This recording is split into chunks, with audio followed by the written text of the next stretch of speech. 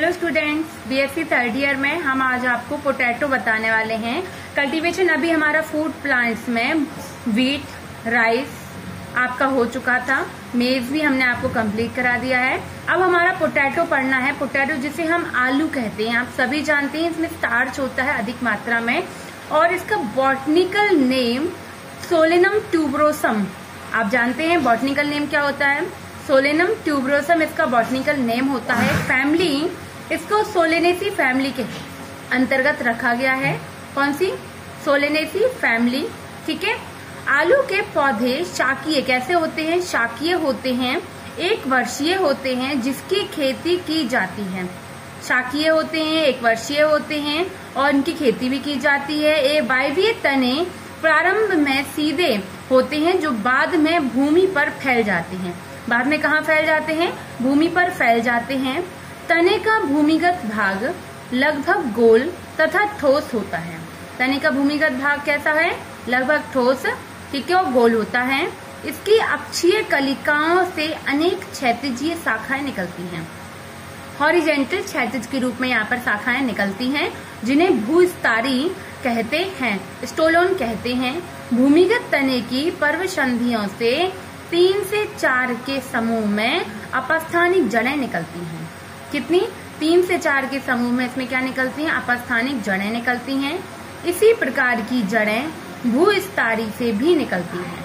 कैसे निकलती हैं? भूस्तरी से भी निकलती हैं।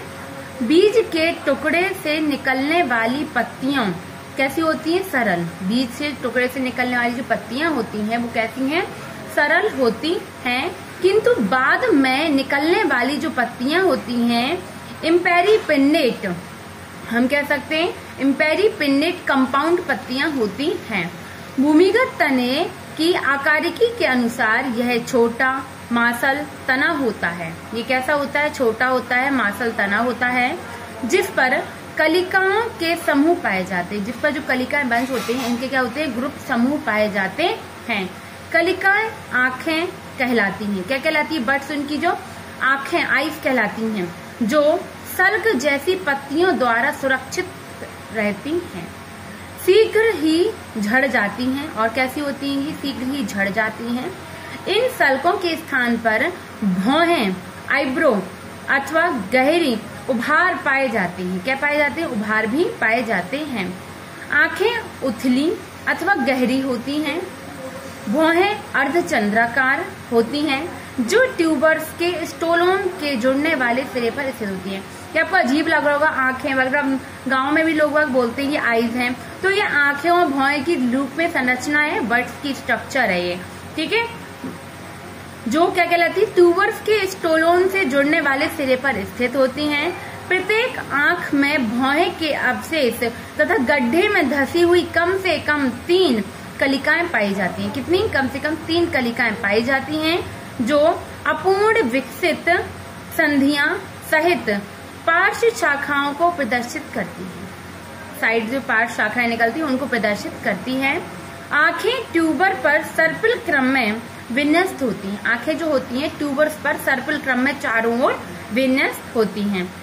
अग्रभाग पर अधिक संख्या में पाई जाती हैं, अर्थात आधारी सिरे पर कम संख्या में पाई जाती हैं। और जो आधारी सिरे है उस पर क्या होती है? कम संख्या में पाई जाती हैं।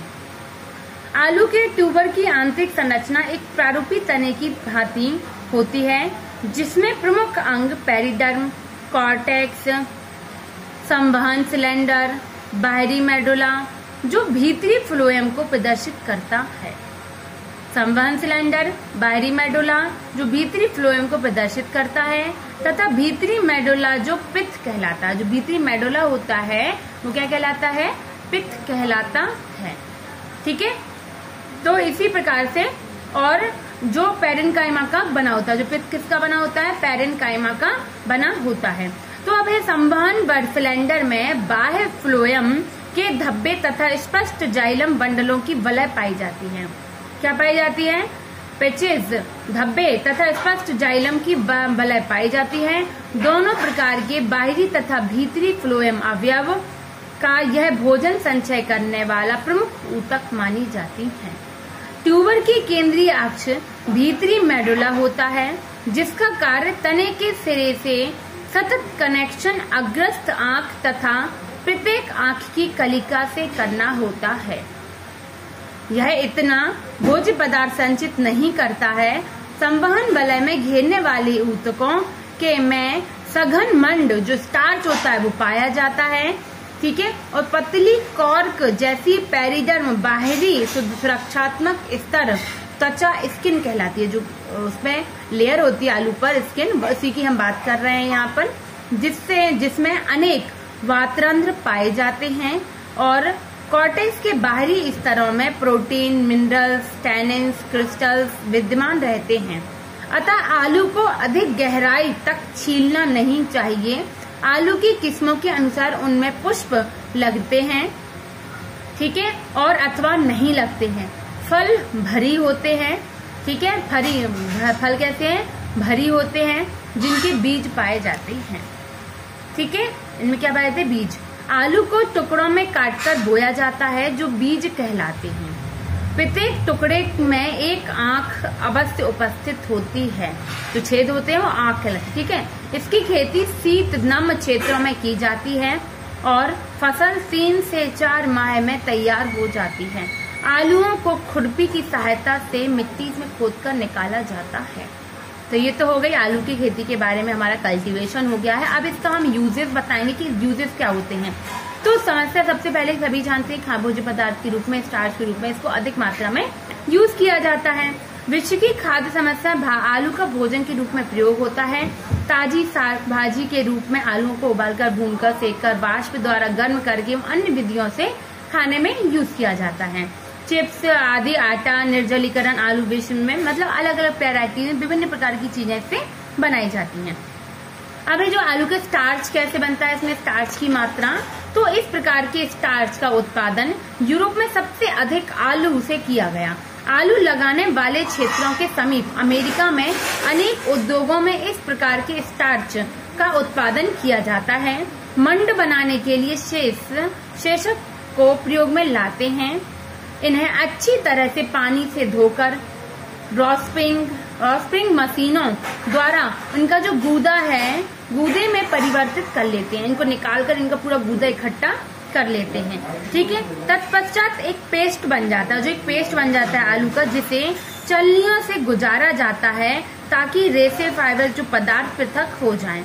छने हुए पदार्थ को भली भांति पानी में धोकर निखारने के लिए रख दिया जाता है, ठीक है, तथा सेंट्रीफ्यूज करके ठोस मंड पृथक हो जाता है और इसका जो मंड होता है ठोस, उसको हम पृथक कर लेते हैं और फिर इसे सुखाया जाता है। इस प्रकार से आलू का मंड से हम तैयार स्टार्च प्राप्त कर लेते हैं। और आलू का महत्व, मंड का महत्व क्या होता है, तो वस्त्र उद्योग में भी इसका उपयोग किया जाता है स्टार्च का। और इसके अतिरिक्त यह मंड ग्लूकोज, डेक्स्ट्राइन तथा औद्योगिक अल्कोहल के निर्माण के लिए एक स्रोत का कार्य करता है, ठीक है। तो आपको क्लियर है कि ये क्या है, ठीक है। आलू पोटैटो बॉटनिकल नेम एक बार फिर से बता दे रही हूँ, सोलेनम ट्यूबरोसम इसका बॉटनिकल नेम होता है और ये इस प्रकार से आलू का स्टार्च हम प्राप्त कर सकते हैं। तो आज के लिए इतना ही। नेक्स्ट वीडियो में मैं आपको शुगर केन का कल्टीवेशन बताऊंगी, ठीक है स्टूडेंट। तो थैंक यू।